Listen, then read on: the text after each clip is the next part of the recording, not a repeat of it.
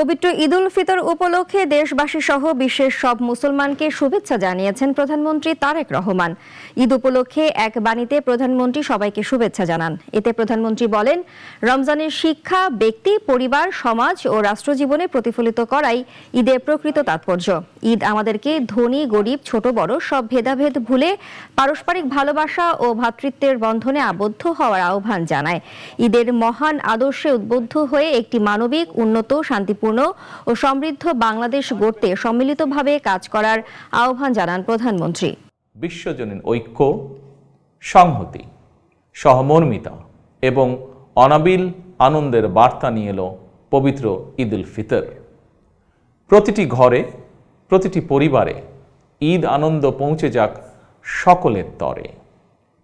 আসুন আমরা রমাদানের আদর্শে উদ্বুদ্ধ হয়ে একে অপরের সঙ্গে পবিত্র ঈদ আনন্দ ভাগাভাগি করে নেই।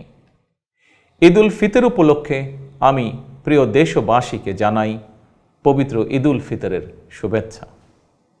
বাংলাদেশ সহ বিশ্ব মুসলিম উম্মার প্রতি জানাই আন্তরিক অভিনন্দন ও মোবারকবাদ।